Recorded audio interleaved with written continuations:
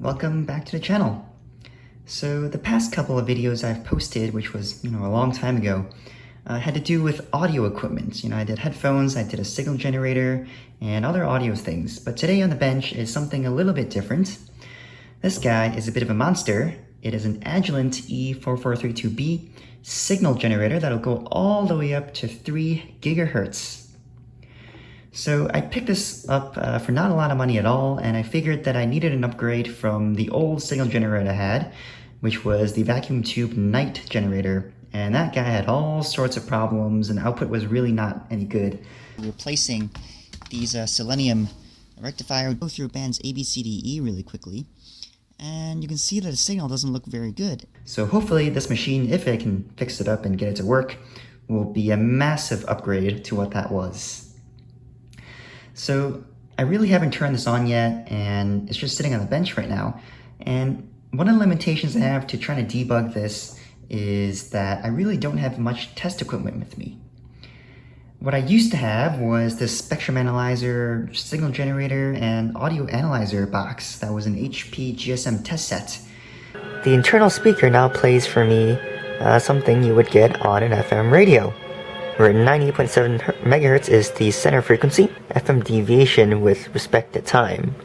But that box was super heavy, so I couldn't really lug it around, and what I still have with me is my Tektronix oscilloscope, but unfortunately this guy only goes up to 150 megahertz. So for anything from really 100 megahertz up to 3 gigahertz, that's gonna be pretty useless. And also, if the signal coming out of here is really small, I don't know, maybe minus 20 dBm or something like that, then I'm pretty sure this is also not going to pick it up, and it's going to be in the noise. One other piece of equipment I have is my handy-dandy multimeter, which of course everybody has. So why don't we first turn this on? We could take a look at what the symptoms are and what the problems are. And then after that, we can take a look at maybe the schematic, if there is one. And then we'll dive into kind of a debug and see if we can't fix it. So let's get into it. Let's turn it on. So let's do that. Look at that, we got a green light and we've got something on the screen. All right, so I heard some relays clicking in there, so something's working. It looks like I did not get any errors at all while this was booting up, which is quite interesting. It boots up and defaults to 3 gigahertz with a really low amplitude. And we've got our RF set to off and modulation set to on. All right, so I've also got my oscilloscope set up, and I've got channel 1 into a probe because I don't have an end connector, which is this RF output to B and C cable. So what I'll do is, let's take a look at this RF output by just putting the probe in here, like so. And I'll hook up this ground lead to the ground on the LF output, just like that. So now if something shows up here, then I should see it all on that screen. It looks like we went from a flat line to some noise already. It's about 10 millivolts peak to peak of noise. And yeah, I don't expect to see anything yet because we are at a tiny amplitude and the RF output is off. So I think the first thing to do is really to check if there's output at any frequency that I can see. And to do that, we have to first set the amplitude to something larger that we can see. So minus 135 is a bit small. Why don't we punch in here 10 dBm. So that should be fairly large, and we'll maybe see like a volt or two peak to peak if there is an output. So this frequency of 3 gigahertz is also not going to work really well because my scope only goes up to 150 megahertz. So let's also change that. Let's go to frequency and we'll go down to, what should we do? How about just 1 megahertz? That should be very visible if that works. So that's all set up. We've got modulation on. Why don't we actually turn that off as well? Okay, so modulation off. And our RF needs to be turned on. Whoa, that's interesting. Look at that. We've got an unlevel flag that just popped up. I want to turn RF on, so what happens if I turn that back off? The unlevel flag goes away just a little bit after that RF flag goes off. And looks like that unlevel flag comes back. So when these signal generators are operating, there really shouldn't be anything like unlevel pop up here. especially off of like a default state, and I just turn the machine on. So we can take a look at that later. But at 1 megahertz, if you look at the scope, I think that looks pretty much the same as what it did before there was an output on. So I'm not convinced that this generator is actually generating anything. So that is a problem, and that's probably why this machine was listed as broken. Let's bring this up and down. And we can go all the way down to 57, go all the way back up. I don't think I see anything on the scope. One thing for certain that is now I know why this is broken. It is broken because there is no output at all on any frequency with any amplitude. And this unlevel flag is kind of concerning. So I think the next thing to do is to take a look at whether there's any internal errors or anything generated that might tell us about the state of this machine. So over here there is a utility button which should hide some error info. What does that tell you? 0, no messages in queue. Okay, well, nothing there, nothing previous, nothing to clear. So why don't we take a look at the LF output? Because there's an LF output here, and there's an LF out button, so let's hit that and see if we can't get an LF output. So LF stands for low frequency, and I assume that we can guess, yeah, so 400 hertz, so this will go way down. So let's turn that on. We'll make the amplitude, say, 2 volts peak. LF outsource is, I want a generator. So what happens here, internal modulation is probably where you use this low frequency generator and you modulate the RF output, which not really useful if the output doesn't work in the first place. So we'll go function generator mode, which should, if things work like they're supposed to be, I should see a signal on the LF output. LF waveform is sine wave, 400 hertz, which is fine, period, whatever else. Okay, so that's all fine. So let's put the scope probe in the LF output and see if we can't see an output signal here. And I think we don't see really anything. So we've got, yeah, that's a very high frequency. So let's go back out. 10, 5, 1 kilohertz.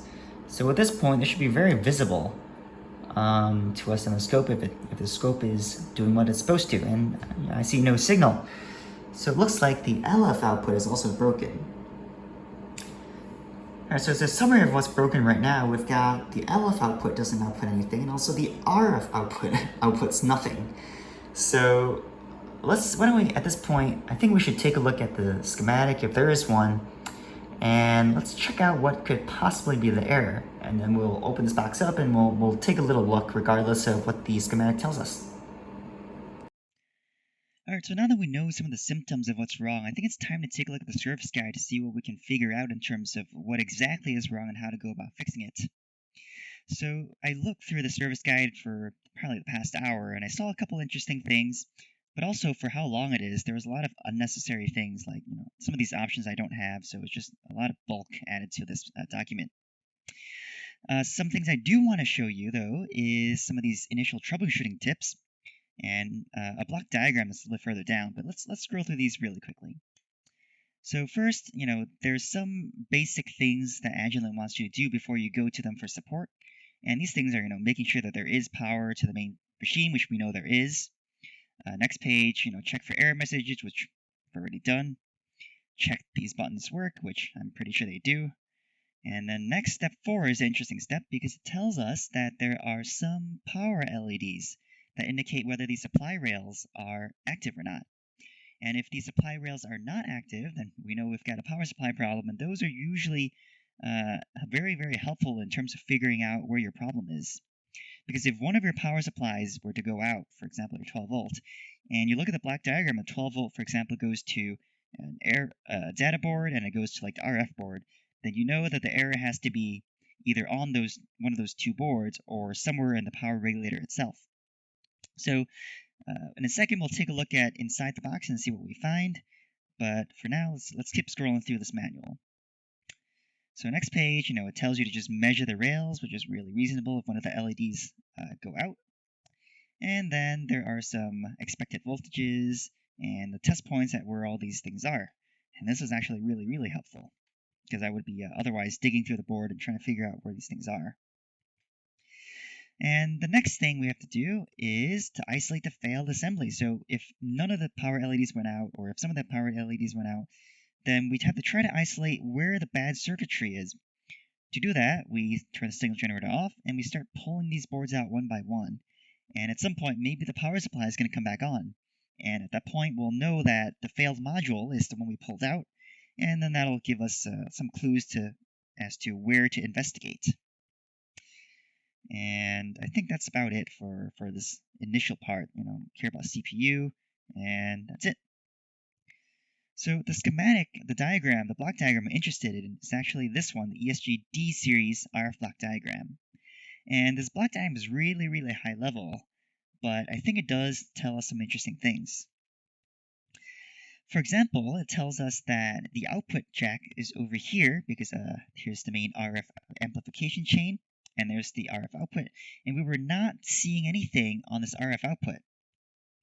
Also, we were not seeing anything on the LF output, low frequency signal generator output, which is all the way on the opposite side of the schematic. So, if both of these things aren't working, then it's very unlikely that it's, for example, this main RF chain or something over here, because, they're way far apart and pretty much unrelated. Maybe if there's something wrong with the reference board and the 10 megahertz signal somehow didn't get generated, then that'll affect the synthesizer board, which in turn affects this output board, and which in turn gives you no output. That's a possibility, but I think the odds right now are looking really, really good for this to be a power supply problem. So while we're here, why don't we take a really quick look at kind of the structure of this machine. I'll zoom in really quickly. Let's start at the reference board.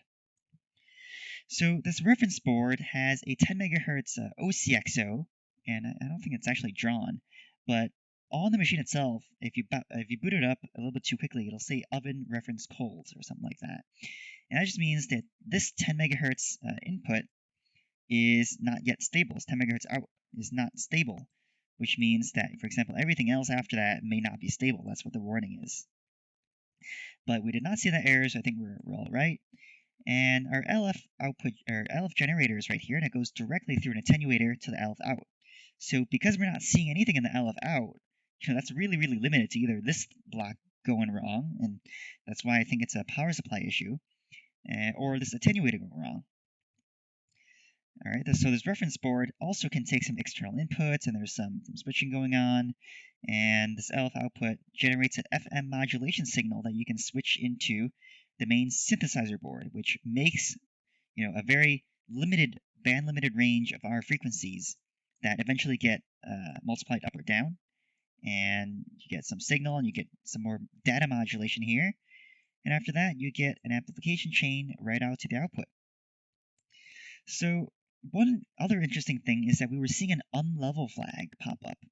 And unlevel flags are usually driven by this big blob of circuitry here, known as the ALC circuit. So ALC stands for automatic level control, and all it does is if it sees the signal is bigger than it expects at the output, then it changes this modulator, ALC modulator, essentially an attenuator, and it'll bump down the signal for you. And if the signal here is too small, then it'll bump up the signal here.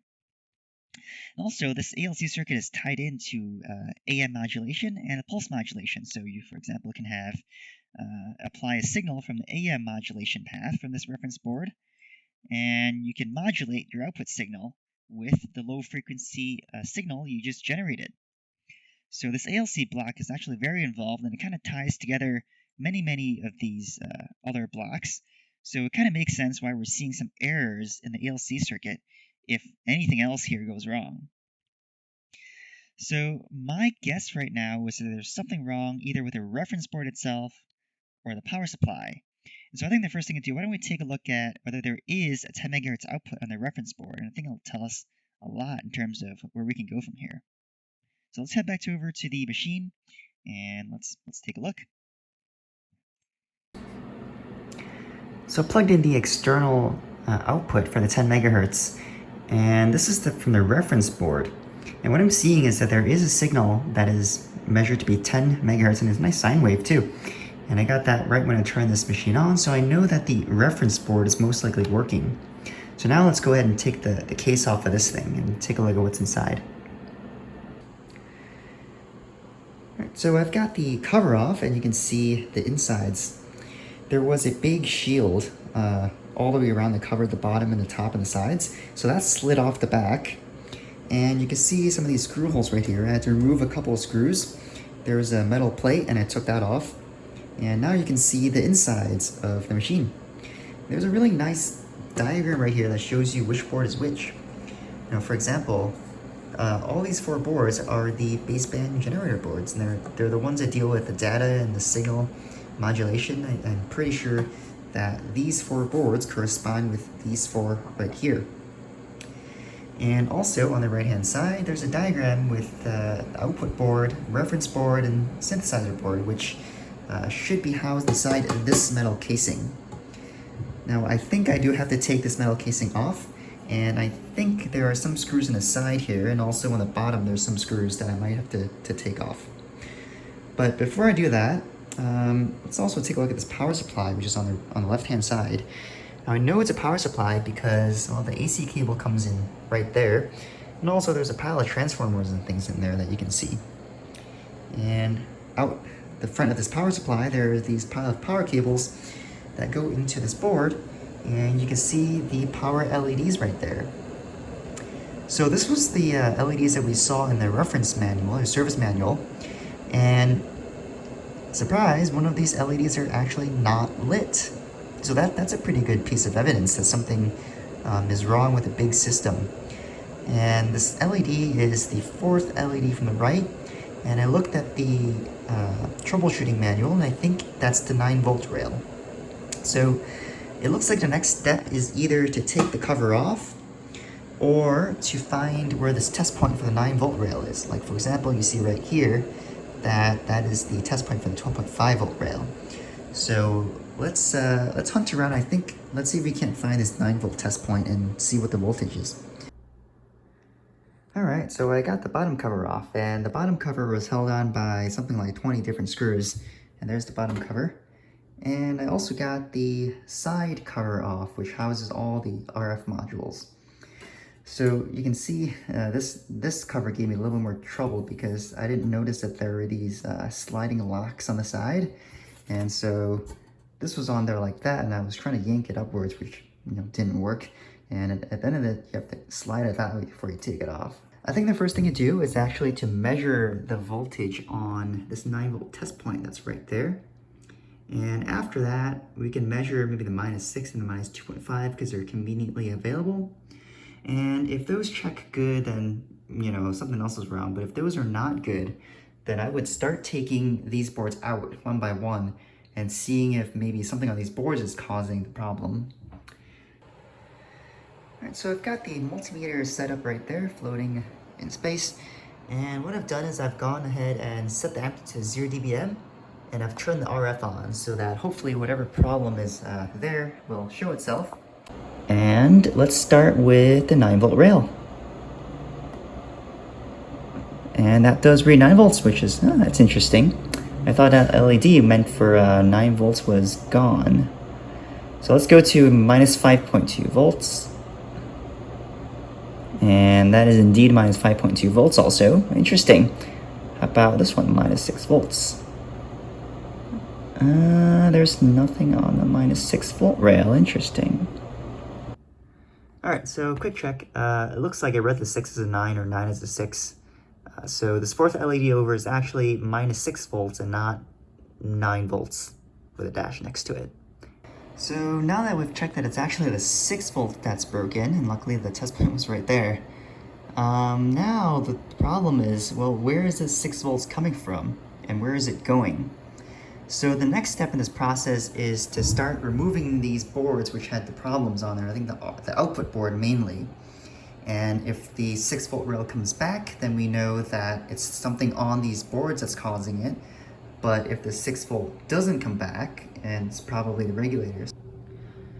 Alright, so I've disconnected the power and I've checked that this top board is the output board, so let's see if I can't remove this.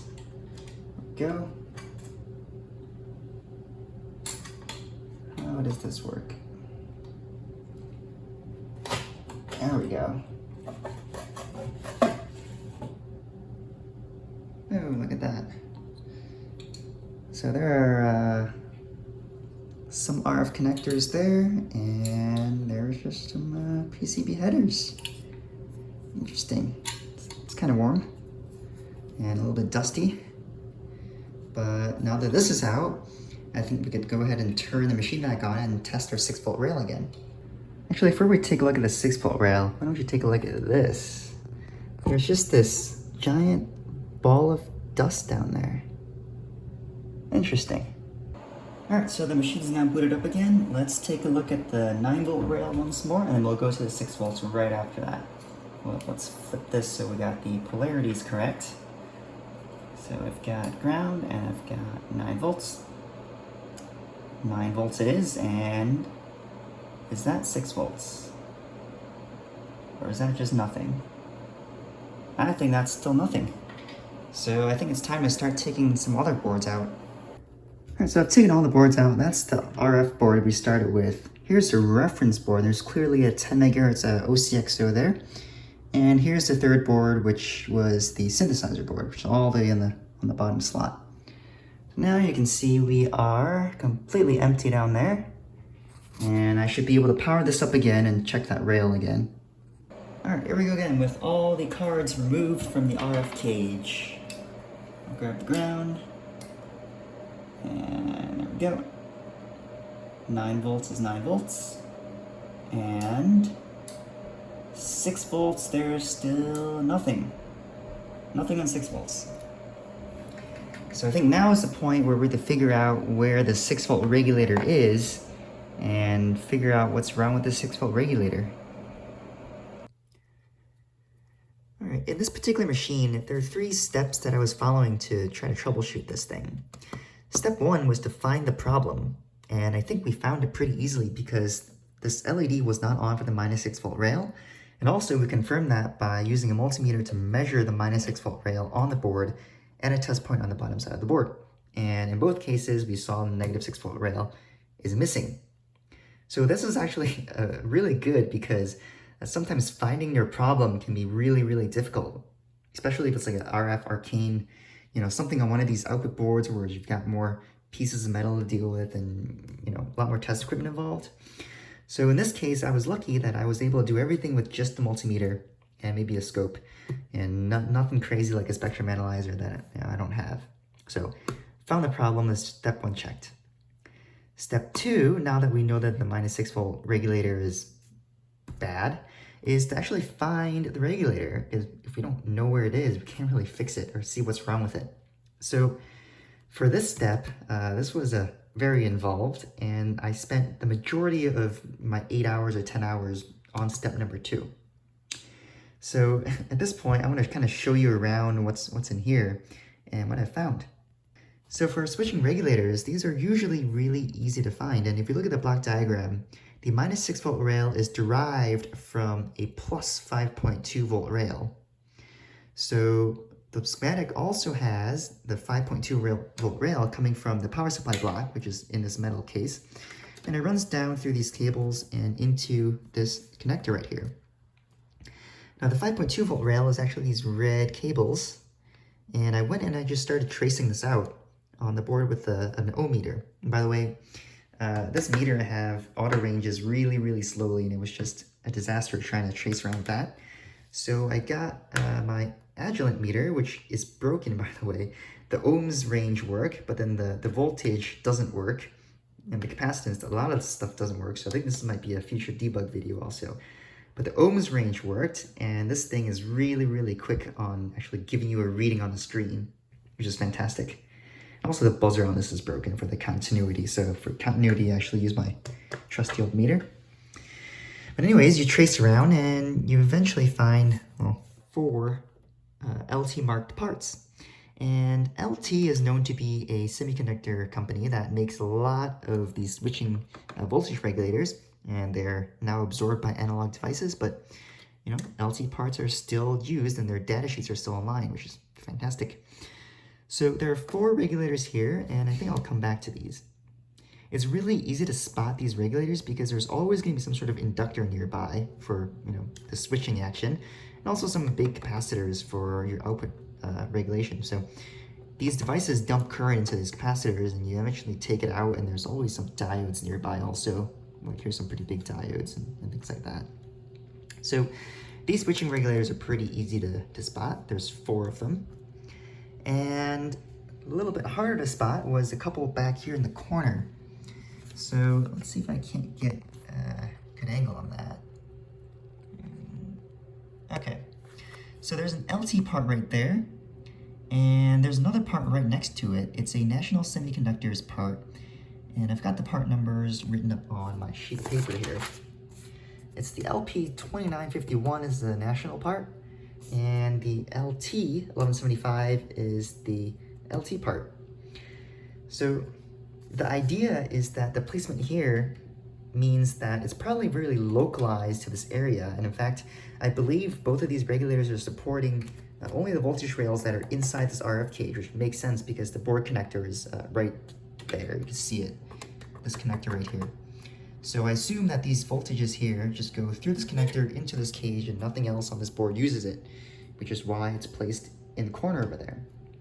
So I was expecting that one of those two be my negative 6 volt regulator because, well, that's exactly what it is. The 6 volt, negative 6 volt rail is not used anywhere on this board other than inside this RF cage that's down here. So, of course, you know, first thing I do is I turn it on and I just check the voltages. So on the national guy, I've got an input pin on pin 8 and output on pin 1. So you look at it, input was 15 volts and output was 12.5 volts. So, you know, clearly that wasn't the right one. And now you go to the LT device. The input turned out to be minus 15 volts, and then the output was something like minus 12.5 volts. So that wasn't it either. It was interesting that I got my minus 12.5 and plus 12.5 right next to each other, which I guess if you're designing it makes sense. But I wasn't very happy about it because neither of these were the 6 volt rails. So then that was like, well, where else can it be, right? There's another LT part actually in the corner here, but I think it's an op amp. It's some sort of a precision op amp. So that wasn't it, and that went that way. So the next likely place that this was going to be was, well, these 4 really obvious switching regulators. And what I did was I measured the input voltages to all these, and input voltages is easy to measure because it's the first pin on, well, my left right now, this side. And there's these 4 regulators I measured, and I put the voltages here on the table. U614 is this guy all the way to the left, and moving along 503, 502, 501 is that one, that one, that one respectively. And you can see that the input voltage on this was 5.2, 10.2, 11.2, and 12. And I know for a fact that the minus 6 volt regulator I'm interested in is powered from a plus 5.2 rail. So this one looked like an immediate match. And all of these I kind of disregarded, you know, I didn't really even bother filling this in because, you know, I thought 5.2 rail, great. Let's start with this one. So I started poking around and trying to measure the voltages, and I wasn't seeing a minus 6 volt anywhere. You know, there was a lot of minus 21 volts, which was a little bit crazy. And I really wasn't sure why that is, and I'm still not sure why that is, but I think that minus 21 volts drives an LCD backlight of some sort over here. And that actually turned out to be the incorrect regulator. And so, you know, looking at this table, we've got one 5.2 volt crossed off, and there's only one other 5.2 volt rail that's supposed to support the minus 6 volt switching regulator. And clearly, well, it wasn't this one, it wasn't this one, and it wasn't that one. So where is my plus 5.2 to minus 6 volt regulator, right? I don't see it anywhere. And I've spent many hours scouring this board on the top, on the bottom. There is no other voltage regulator that will switch with the voltage regulator in sight.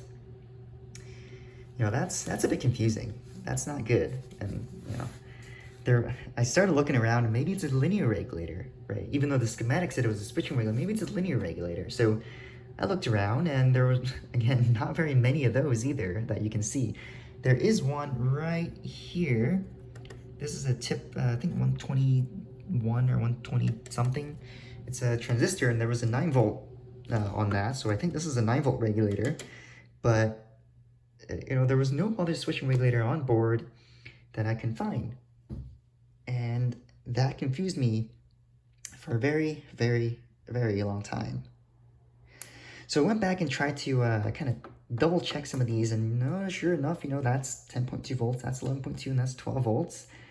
And I tried to take the oscilloscope and started measuring the switching pins and everything else, and it all looked okay. Like all 4 of these voltage regulators were switching.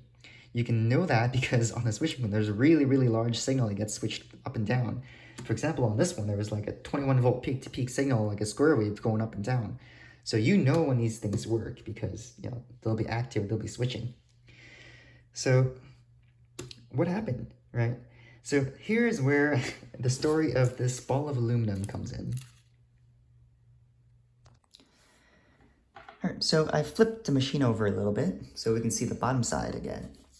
And on the bottom side, you can very clearly see that these are all mostly passive and there's nothing really even resembles a switching regulator. There's a couple ICs up here, but I can assure you these are not it. These are some op-amps and other things. There's some digital logic involved, but none of these are going to be switching regulators, so it can't possibly be here. So my idea here was that since we have exhausted all the possibilities of what I think could be a switching regulator, we just do it the brute force way. We take a multimeter and we go from the -6-volt rail and we try to figure out on the board, somewhere else, where does that wire go to? So what I did was I took a probe and I went to the -6-volt rail, and the other side I took a ball of aluminum and shoved it on this probe, and you can see the screen too, but I kind of just went around and kind of dabbed at the board. And this is an interesting way to debug because the idea is that you have a lot of contact area here, and if the trace is shorted to the other side, you'll get a reading, which is, this is just a faster way to try to go pin by pin on these components, trying to figure out where my -6-volt rail goes to. And so the first reading I got was actually something like this. So I'll put this meter up on the side.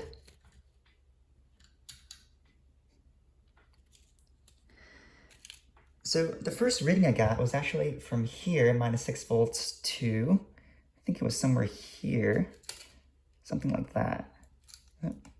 There you can see 0.3 ohms.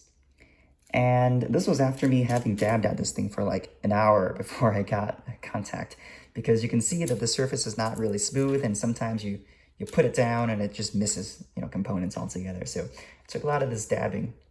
And the first point was actually this point right here next to this resistor. And this resistor happened to be supplying the LED that was turned off. So that wasn't very helpful. It clearly was not where the -6-volt regulator was. It was just the debug LED, which I expected to be there anyways. And, finding this single point here took maybe like a whole hour or 2 hours. So, that was a little bit crazy. And so I was like, well, clearly this is still not it. And there's a voltage regulator on this board somewhere else. So what did I do? I took my probe and I kept at it. So I just went very slowly. I moved over, and I think I ended up over here. And this also read 0 because this connector was, in fact, there was a 6-volt rail going into this connector, into this RF cage, which again was expected. So that wasn't it either. And the next thing I did was I, again, took the 6-volt rail and I just went around, and I think I found down here, somewhere down here, yep, down there, see the 0 ohms, these 4 resistors are all connected with a trace on the left-hand side, and it appears to be ground on the right-hand side. So if I just do that, I think it's chassis ground, yeah. So that's quite interesting because this is an area of the board that I wasn't looking before. And so I looked on the other side, and it was kind of floating in the middle. The 4 regulators, the switching regulators, are really down lower like here. So this was quite interesting because that was closest to the regulator that I said had 12 volts on the input. So I don't know. I just continued going around because I figured that that wasn't it. So again, I took my probe and I went back to the 6-volt rail, or minus 6-volt rail, and I kept going around. And eventually I found another point, and I think it's one of these resistors, somewhere down there, that has 6-volt contact. And, at this point, I've been around this board like 10 or 20 times, and it seems like there were 2 points on this area that had the minus 6-volt connection. So this is really strange because, again, I'm right next to this plus 12-volt input, and it's not the 5.2 volts I'm expecting. So what I did was I went back to the top side of the board. So on the top side, I continued making these resistance measurements, and I figured out that these 2 coils right there were connected to the 6-volt rail, or at least this side was. I wasn't expecting that because, again, this regulator is the one that's all the way on the right-hand side from the way we're looking at it. And the input pin, which is this one on the right, had 12 volts on it, and it was not the 5.2 volts I was expecting. And again, if I saw that the voltage wasn't matching, so I just kind of discarded it. But now I think we have to investigate this a little bit further. And, before this, I just didn't believe it. So I went back to this 5.2 volt regulator and I kind of tried to trace the circuit out. And what I ended up with was essentially what you see on this pad. So there were some diodes and things like that around there, and I traced to the bottom side of the board. There was some resistors and some strange combination of resistors and a jumper there. But this was strange because it wasn't the topology I was expecting. Because on the LT datasheet, it says to do a plus source to a minus source, there has to be this type of structure where there's 2 diodes and there's an inductor nearby. And nothing around here suggests that that's the correct implementation, because on these 2 diodes right there, the anode and the cathode of these 2 different diodes were actually connected to each other, so it can't possibly be the topology we saw on this sheet, where these are clearly not connected. So I was confused. There was supposed to be a capacitor there, and I put them straight like a short. So that was just wrong. That wasn't right. So I guess now we're really focused into this single regulator we have in front of us. And this guy was not fun to probe, so I probed around with the scope a little bit more, and it looks like it was operating fine, but there was no components around that would suggest that this would be minus 6 volts. And so, at this point, it was like, what is going on? So maybe these 2 inductors were not the switching inductors for this regulator. So I turned this board around again. All right, so back in the bottom side of the board, I figured out that those 2 inductors connected here and here. So we've got one lead there, and this first inductor ends right there, and it's connected to a big cap. And also, the second inductor starts right where the first one ended, and it goes down to this point right there with another big cap. And if you put this on the schematic, like you draw it out, you see that this ends up being some sort of LC pi filter. And even these capacitors are facing the right way because we've got the positive going to ground, because ground right now is a higher potential than minus 6 volts. So the orientation of these capacitors makes sense for a minus 6 volt rail. So I'm pretty happy about that. That looks pretty good. And so now the disconnect is, well, why is this not working? Why am I not getting 6 volts, minus 6 volts out on this trace? And it turns out that some of those eagle-eyed among you might have already noticed this, and it took me a little bit to figure this out. But if I zoom way in, you can see that we've got a lead here that doesn't look like it's soldered down. Look at that. I can't even move it. Isn't that crazy? Like, this machine was in operation for, it was like 60,000 hours we saw in the utility menu. And it was with this lead flopping around like that. Wow. And I think this actually might be the problem.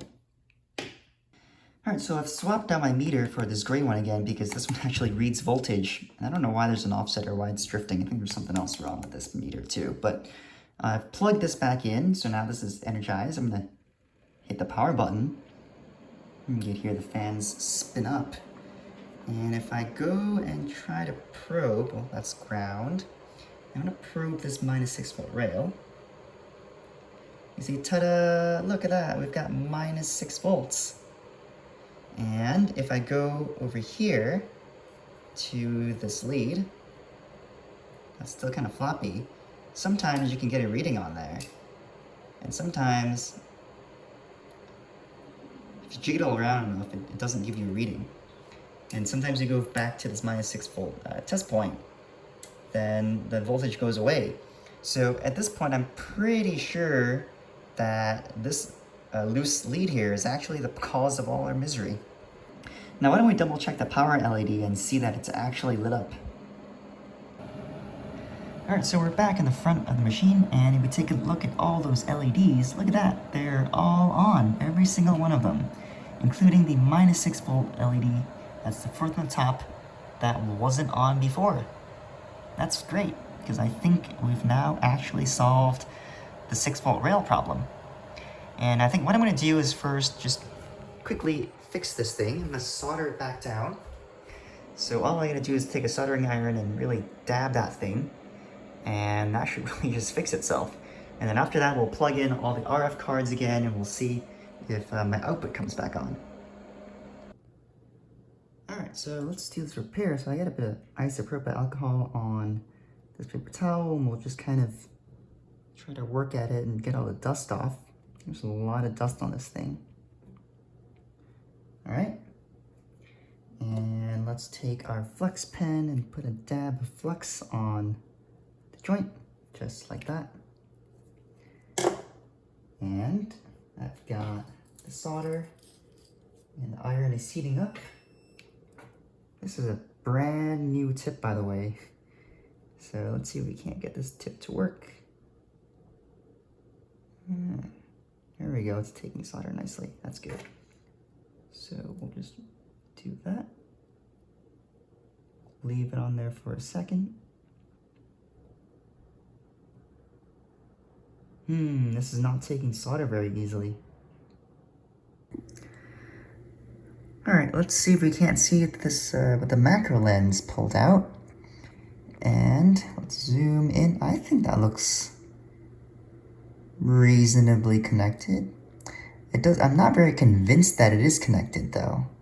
It looks like the pad is really tiny, and I just got a solder blob on it. So I'm gonna rework this one more time because I'm not convinced that that looks really good.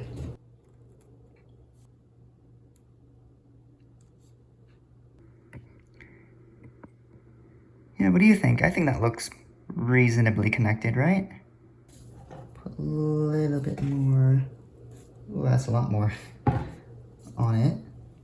And I'm just gonna clean that up a little bit. Clean it up a lot. Alright, so that fix was done, and I think I'm gonna power this on for the first time after the fix. And let's see if those LEDs are still on. And it looks like it. Nice. So now what I'm gonna do is start slotting these cards back in one at a time, and we'll make sure that everything is still powered on. Alright, so let's start slotting all these cards back in. This one's got one connector, and there's one connector down there, so I'm pretty sure this goes this way.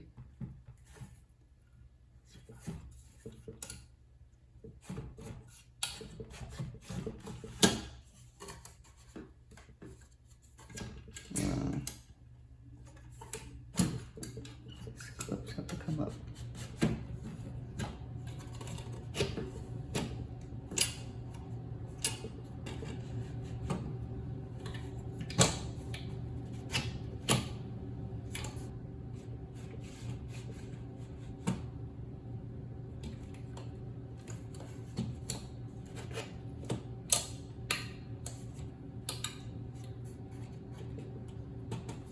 Nice. Alright, so I plugged the power back in. All three cards are back in where they're supposed to be. And let's hit the power button. I want to see if that unlevel flag goes away. So it says reference oven cold, which is expected because I just plugged that reference card back in, so that OCX0 needs a little time to warm up. But in the meantime, why don't we go ahead and set our frequency. We'll start at 1 meg. Your amplitude can be 0 dBm. And I'm gonna hit RF on. Here we go. Let's see if we see an unlevel flag. Look at that. There's no unlevel flag anymore. There's the error. Let's see if we can clear the error. Error info. Installed option board not supported. Oh, that's because I forgot a cable. I forgot this cable was disconnected. So let me fix that real quick. Okay, put that cable back. Hopefully I didn't forget any more cables. Take 2. Are our lights still on? Yep, all of them are still on, so that's good. And we've got an oven reference cold, but that's okay because we just put the oven in again. Let's see what the error is. Utility error. Oven risk head. You know, that's fine. All good. Get rid of that.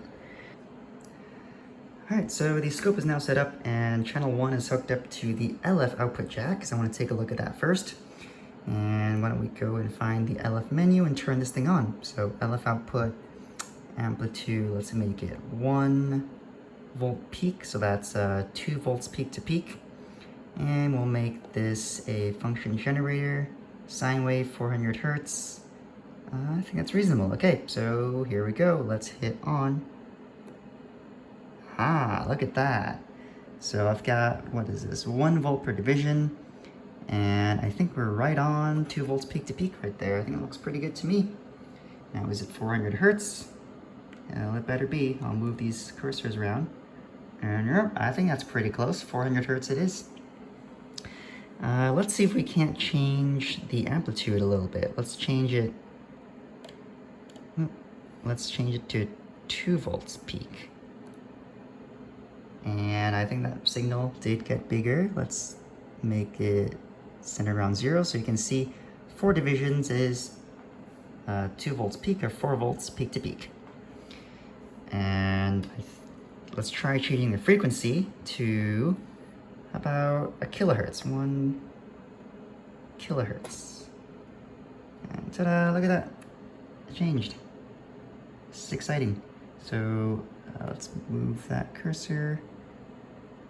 I believe that's 1 kilohertz. That's pretty good.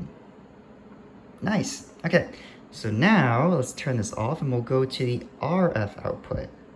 And this is where I really want it to work because it's the whole point of getting this signal generator. Right, let's go back to frequency. We'll start down at, what is it, 250 kilohertz because that's, my scope isn't really that good. So 250 kilohertz. We'll go minus 10 dBm is probably still good. We'll see what we see on the screen. And let's go RF on. And look at that. I think we have a signal here. It's a bit small, but it is indeed something like 250 kilohertz. Wow. Beautiful. Okay. So now I'm going to scroll this frequency up to just upwards. Let's go all the way up to 150 megahertz, which is the bandwidth of the scope. So 350. I think it still looks good. The amplitude is keeping still, which is very good. Which means this ALC stuff is still working. So we're at 6 megahertz.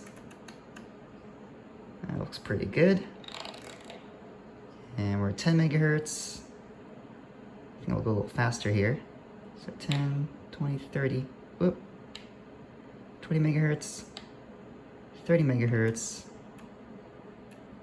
Oh, what's going on with 30 megahertz? Interesting. It's just not triggering. All right. A little bigger. Okay. 30, 40, 50, 60. So now we're starting to hit the bandwidth of my scope, I think 70, 80. Let's bump the amplitude a little bit. So let's go to 0 dBm. Can we go bigger? Let's go 20 dBm. Okay, see now this healthy signal there. That looks pretty good. Looks like there's some amplitude modulation going on. I don't know what's... So a quick insert. It appears that my modulation was on, which would have caused that. And I think this is as far as my time base is going to go. So let's keep going up on a frequency. 80, 90. Huh. We're hitting some resonance here and maybe the cabling. So we've got some interesting things going on with amplitude. And 150 megahertz, we are now officially at the bandwidth of my scope. And I think usually they define as a 3 dB bandwidth, so it should be half the of what it was before. And let's just keep going, keep going, keep going. Make sure there is a signal. Yep, I mean, it still looks like there is a signal, which is good. Up at 500 megahertz. Let's go 6, 7, 8, 9, 10. And at this point, my scope is completely useless. So, I think that this is now a functioning signal generator. What do you think? Do you think this was an interesting repair? I think it was a good debug session. It was a good learning experience for, sometimes that these voltage regulators and things like that, they're not exactly the problem you expect it to be. And it's always good to take a look and do a little bit of thinking before you start probing around on these machines. But, that is all for this repair video. Hope you enjoyed it. And if you liked the video, please do subscribe. And I think I'll be switching back and forth between some of this RF stuff and some more audio stuff in the future. So hopefully I'll see you around.